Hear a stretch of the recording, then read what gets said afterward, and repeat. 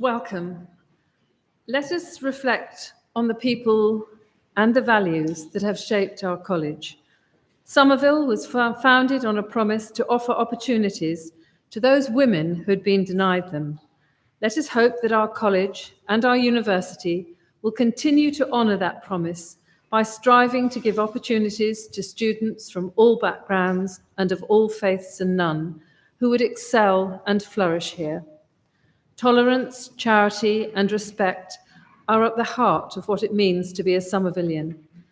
Above the doors of our chapel reads the phrase, "A house of prayer for all people."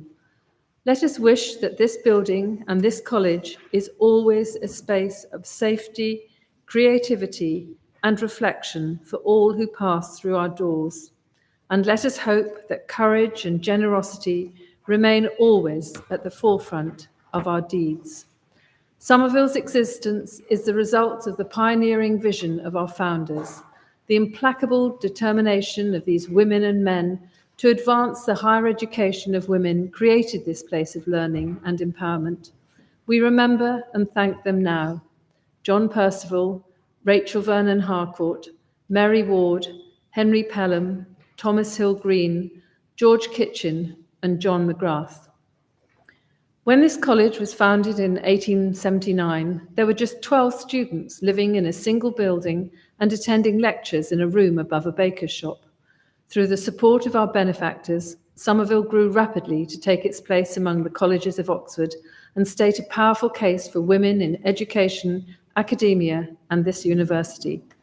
The generosity of our supporters has allowed us to continue to expand our efforts to honour our educational purpose, support our students, and create opportunities for those who have been denied them in order that they may realise their talent and academic potential.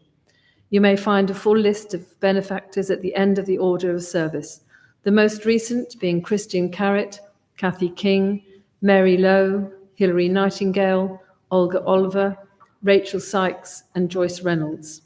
We also thank those who wisely governed the college or taught within its walls for their dedication and service. You may find a full list of these individuals at the end of the order of service. Finally, we reflect on all those Somervillians who have died. We take inspiration from their lives and their achievements, and we offer our condolences to those who mourn their loss. These women have been the lifeblood of this college. May they rest in peace and live on in the memory and history of Somerville. Please remain seated as we say together the Lord's Prayer. Our Father, who art in heaven, hallowed be thy name. Thy kingdom come, thy will be done, on earth as it is in heaven.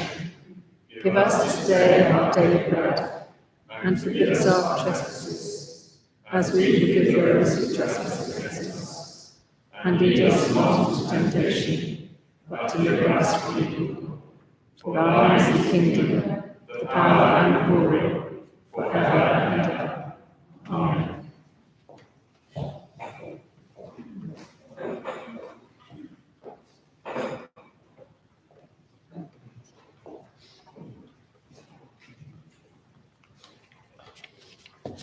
This poem is called Remember by Christina Rossetti.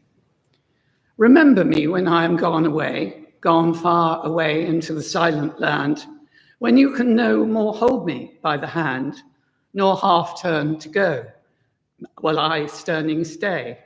Remember me when no more, day by day, you tell me of our future that you planned. Only remember me. You understand it will be late to counsel then or pray. Yet if you should forget me for a while, and afterwards remember, do not grieve. For if the darkness and corruption leave a vestige of the thoughts that once I had, better by far you should forget and smile than that you should remember and be sad.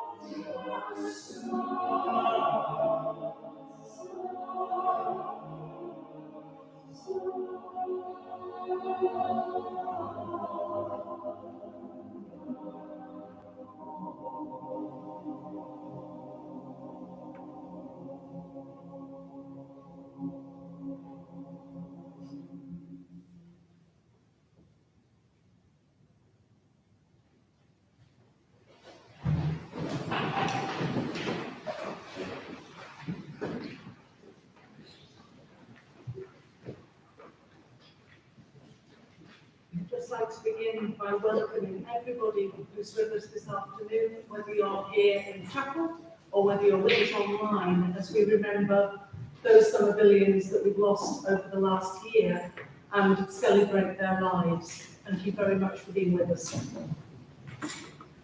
In the college's history, written by Pauline Adams in the 1990s, the final chapter, entitled The Somerville Tradition, sums up some of the qualities that have been distinctive about Somervillians. It was never simply gender, she says, that marked out our alumni. The distinctiveness lay in religious tolerance, as we can see from our chapel for all peoples, where we are now, but also in a concern for academic excellence, a reputation for political involvement, and our tradition of public service at home and abroad. It lay in wanting to combine a successful career with family life, raising children, caring for the elderly and the sick, and in the way that those women juggled these, again to quote Pauline, bringing a trained intelligence to bear on one of the thorniest social problems of the day. All of these qualities, as well as many other individual ones, are to be found in the 53 women whose lives we're celebrating today, who came to Somerville between 1943 and 1987. This address aims to pull out some of the key threads that link their lives. Several of the alumni we remember today came to college just after the challenges of the Second World War. Slightly younger women, of course, had their lives affected by that, though they weren't aware of it at the time.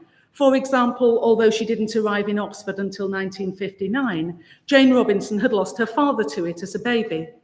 Welcoming people who've had disadvantage in their lives continues in Somerville, a college with a mission to include the excluded, and it's reflected in our college status as College of Sanctuary. So it seems appropriate that Maggie Eisner, coming to Somerville 6 years after Jane in 1965, was the daughter of Jewish refugees escaping to Wales from Europe in 1939. And Ursula Sulakowska, who was from a family of Polish refugees who also made their home in England at this time. Those who were to reach Somerville in the late 40s, of course, had had their lives immediately altered by the geopolitical situation. Patricia Drinkall, like several others, was born to parents away from the UK for war work. In her case, that was in Tangier, where her father was involved in North African intelligence work.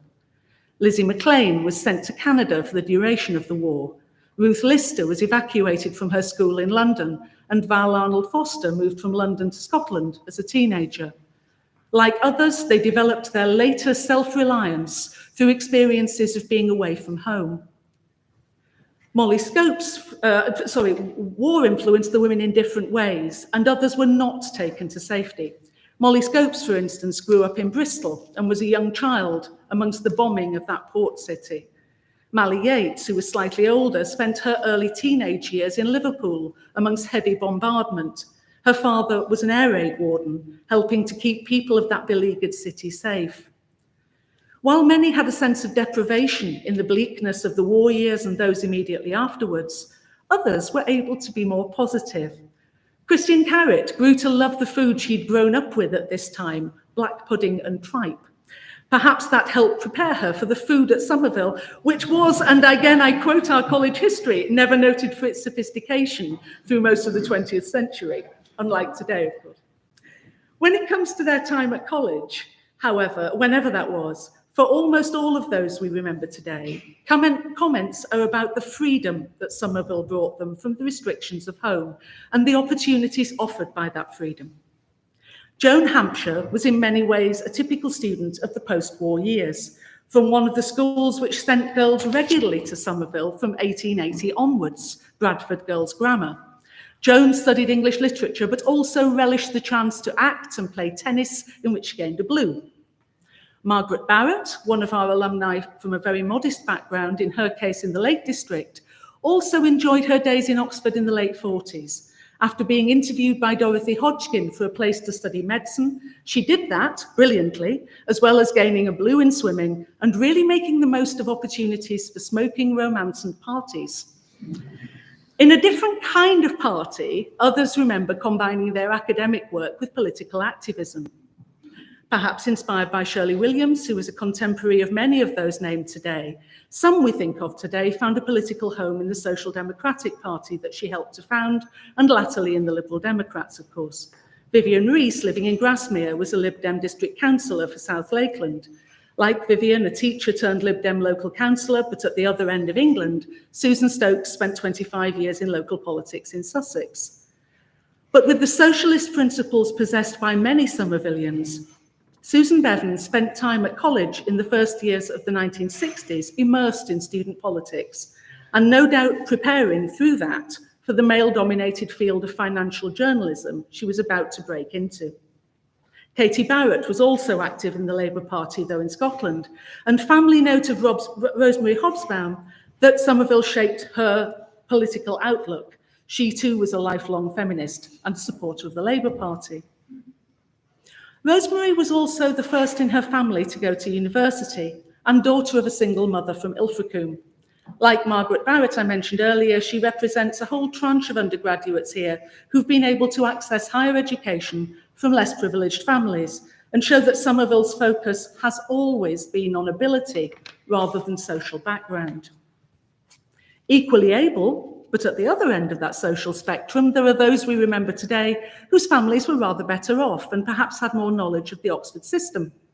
Several had older family members who had lit the way before them.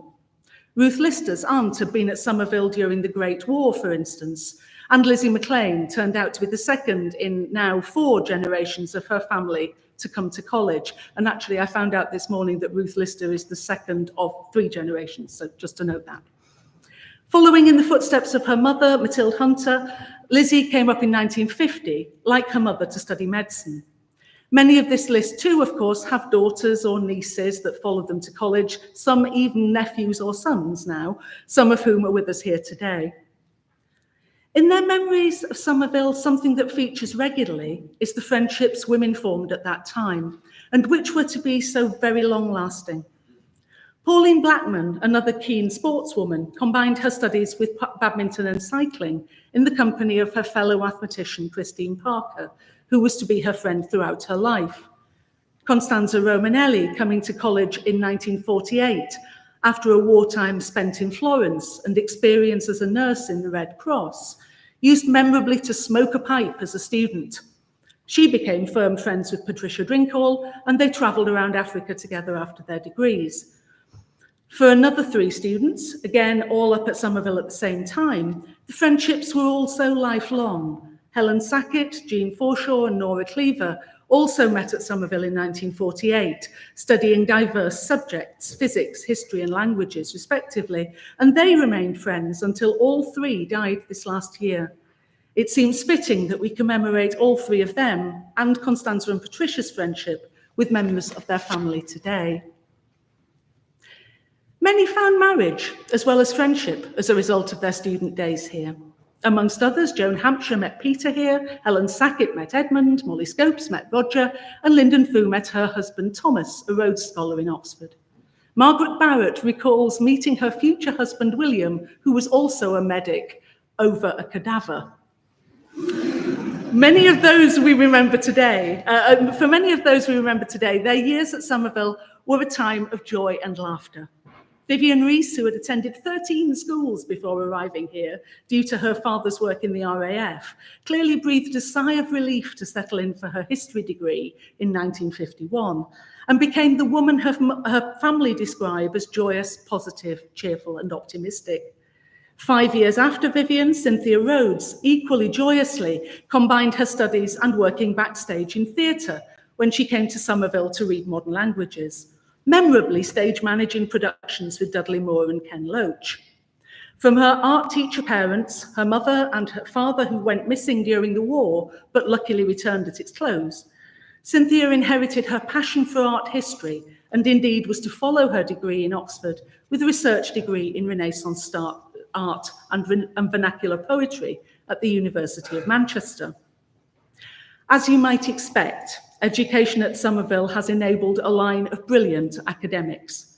Matching Cynthia Rhodes in her passion for art history, Ursula Sulikowska taught at universities in Sydney and Brisbane before returning to the university in Leeds. She published books on the interplay between Renaissance art and alchemy, focusing through her life on wider spiritual ideas. After graduate work at Somerville, Melanie Florence went on to become a lecturer in French at Trinity and continued her research into French and German courtly romance. Janet Dean Fodor did her BA and MA at Somerville before moving to the Massachusetts Institute of Technology for her PhD. She was to become a professor of linguistics at the Graduate Center at the Central University of New York, conducting highly influential research in psycholinguistics. She became a fellow of the Linguistic Society of America and its president in 1997. Sally Humphreys was a classical scholar bringing together history and social anthropology and working at the University of Michigan at Ann Arbor and the Central European University in Budapest, as well as being a visiting professor in Paris, Tel Aviv, and Berlin. Beginning her life in historical research, Hazel Thomas followed a PhD looking at the medieval Perugian nobility, with a career working as a chartered accountant at Price Waterhouse, focusing her analytical mind on corporate tax and specifically transfer pricing. Anne Jack Jacobson did her BPhil and DPhil at Somerville with research focusing on philosophy and cognitive neuroscience and the junction between feminist theory and cognitive science. She became president of the University of Houston Faculty Senate. Also a philosopher, Martha Klein was a fellow at Pembroke for 13 years. Her research also focused on the philosophy of the mind, free will, moral responsibility, and the relationship between thought and action. She's also a great example of the success that can be gained by mature students. Forced to break off her original degree, she became an undergraduate again at the age of 33, studying for a degree at the University of Reading before moving to Somerville as a BPhil student. Lifelong learning really is important to most of those whose lives we celebrate today. For Katie Barrett, a civil service statistician by trade, it was archaeology she loved to discover in her spare time. Linguists such as Joe Barstow continued to learn languages throughout their lives, and for Cynthia Rhodes, it was silversmithing and calligraphy. Many of the women we remember today had to deal with sexism in the fields in which they worked, and many broke glass ceilings. Susan Bevan's move to financial journalism, initially in Kuala Lumpur, meant she had to break stereotypes and false expectations. The well-travelled, charming and independent Patricia Drinkall was making a career for herself in the Foreign Office when she was recruited by Ian Fleming and was thereafter known as the real Bond girl. Molly Scopes, another of Somerville's alumni who became eminent members of the university sector, began her life as a chemistry researcher in Oxford. And at the lab where she did her DPhil research, only 3 out of the 70 research staff were women. An example of the battles some of these women had to be taken seriously in the latter half of the 20th century is offered by Sandra Skemp. With a double first in law, legal research in the US following her Oxford degree, and 3 years as a research fellow back in Somerville, she was clearly impressive. Keen on a post with the Parliamentary Council, working on the enactment of laws after they'd passed through the House, she was not going to be put off by an advert clearly marked male applicants only. Needless to say, she got the job. Many gained national recognition for the work they did in a variety of fields. For instance, Sandra Skemp became a Commander of the Bath in 1989, an award exclusively for high-ranking civil servants. Molly Scopes was given an OBE for her services to higher education. A lecturer in chemistry at Westfield College in London when she left Somerville, she became Senior Vice Principal and worked to bring it together successfully with Queen Mary.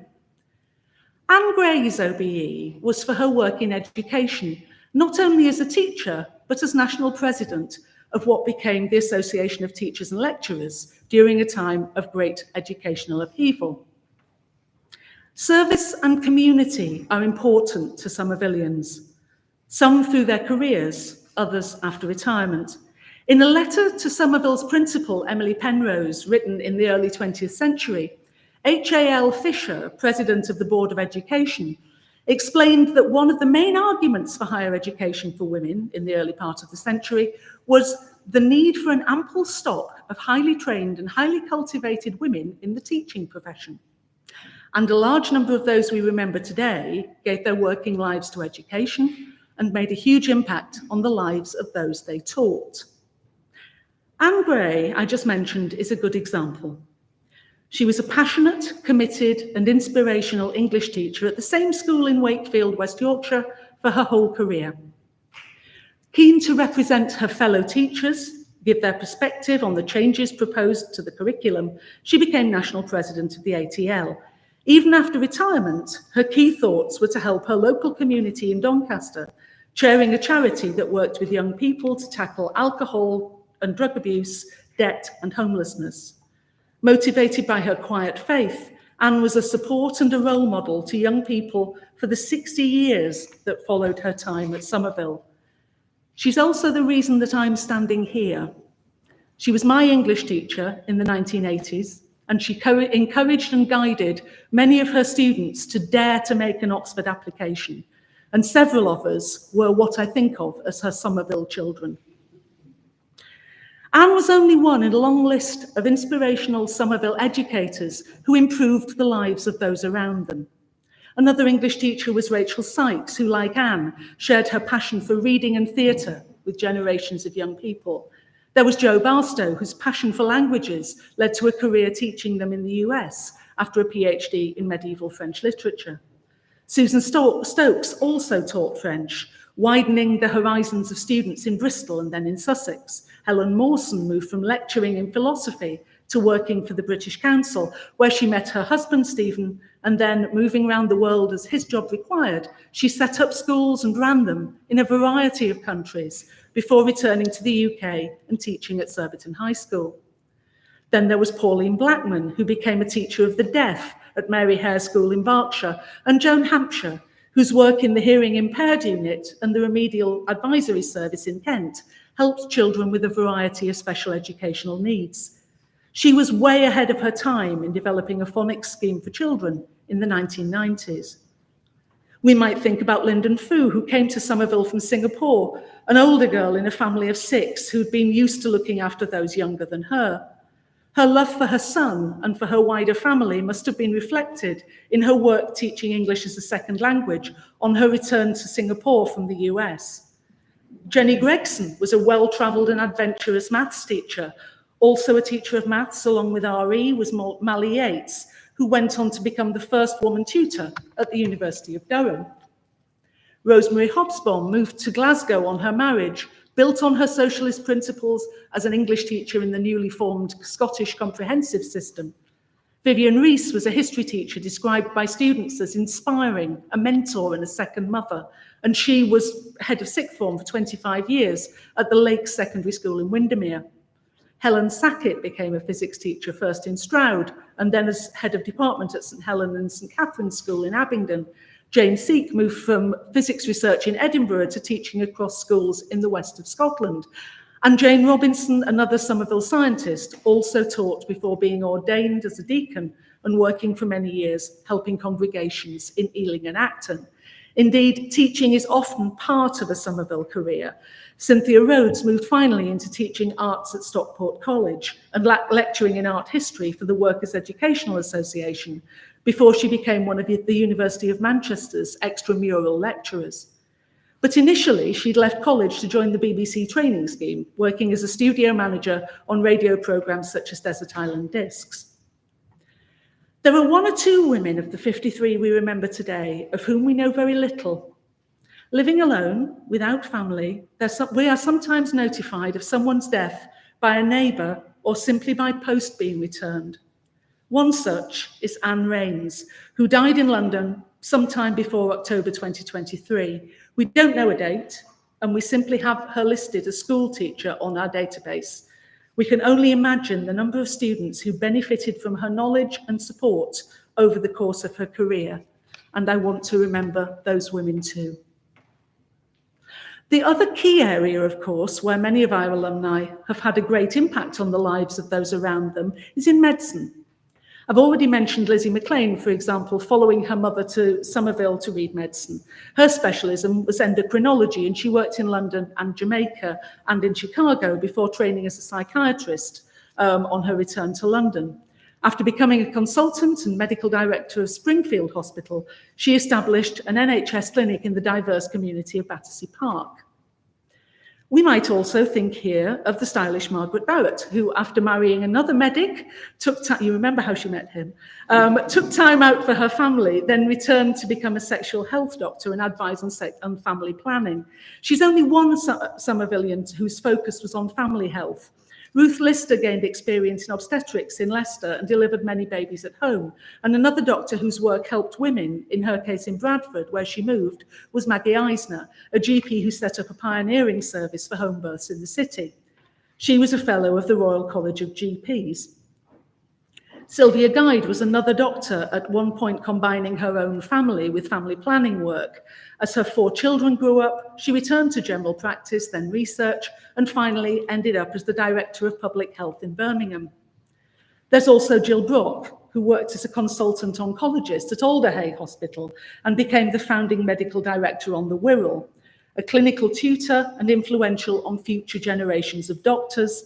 Jill is a woman her family describe as generous, fearless, loyal, and in the good Somervillian tradition, stubborn. Though most of these doctors worked as part of the NHS, a woman recognised as a great talent in the medical field, especially for her instinctive diagnoses, was the highly successful private GP, Christian Carrot. With a large number of wealthy and influential parents and friends, great charm and huge energy, Christian was clearly a force and saved many lives. Bringing together aspects of a number of these vital roles in improving the life chances of children and families sits another alumna we remember today, Helen Jones. An experienced social worker, Helen was recruited by the Department of Health as a social services inspector, helping to formulate the Looking After Children programme built on the 1989 Children Act. Before and after retirement, she had impact in places from Oregon to Italy, Canada to France. She set up foster care services in Russia and several other Eastern European countries.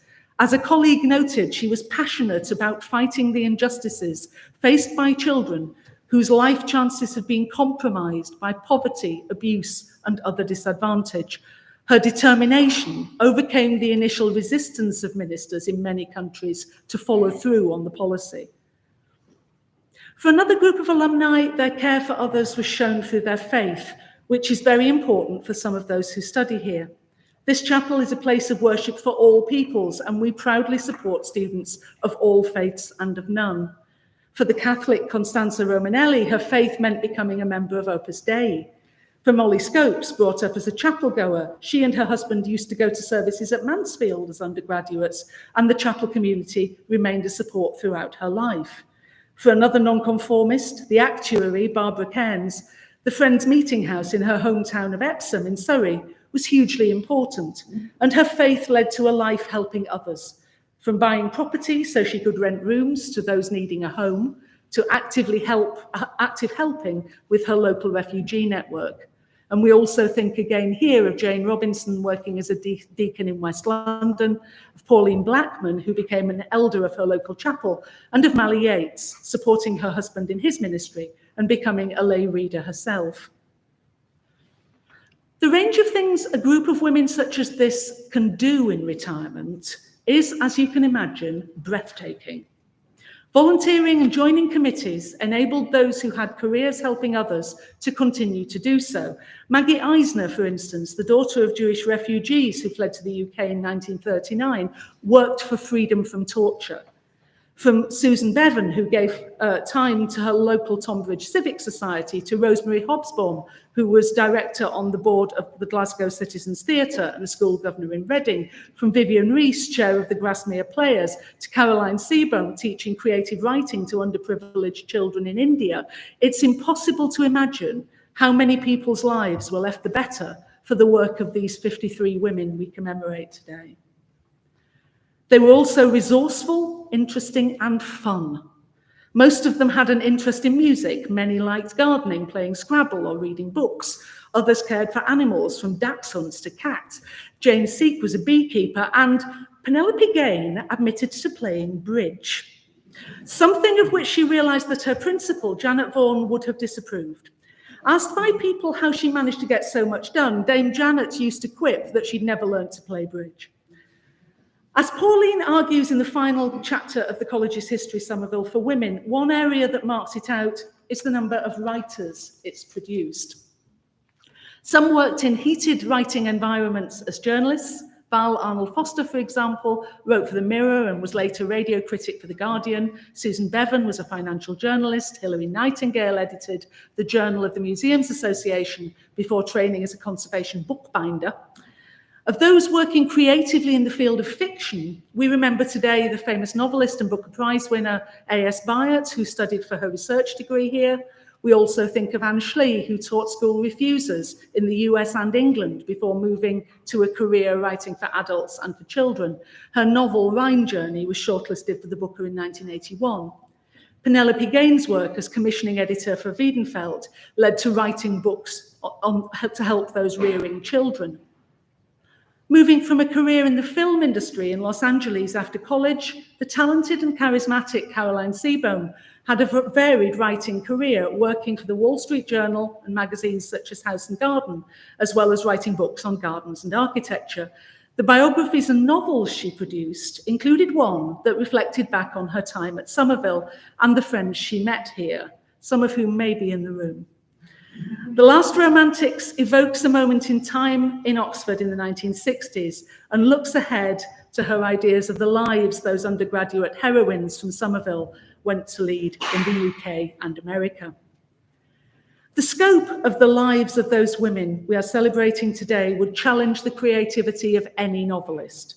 They built friends and partnerships with others. They raised families and in many cases built their careers around the demands of partners and children.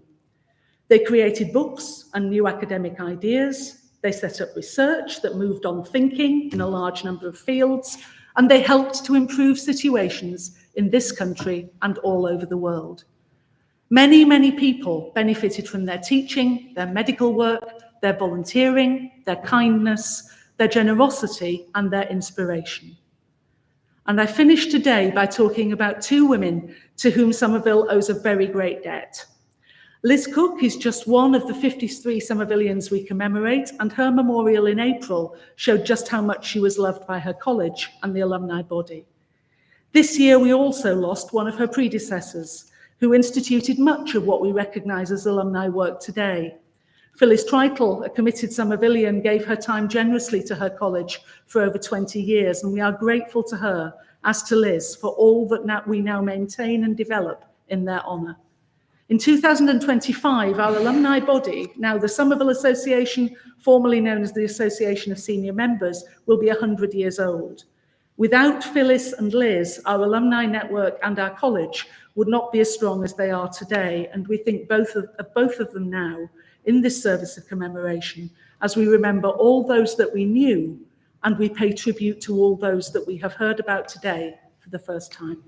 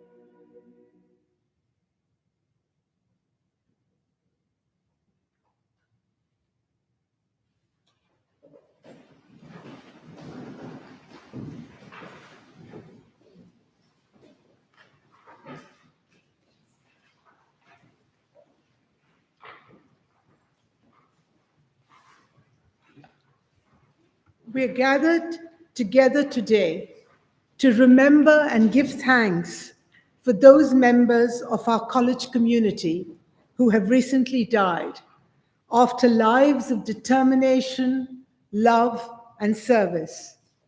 Their names are Valentine Arnold Forster, Catherine Barrett, Margaret Barrett, Julia Barstow, Susan Bevan, Pauline Blackman, Jill Brock, Barbara Keynes, Christian Carrot, Nora Cleaver, Elizabeth Cook, Marjorie Drinkall, Margaret Eisner, Dorothy Evans, Melanie Florence, Lyndon Fu,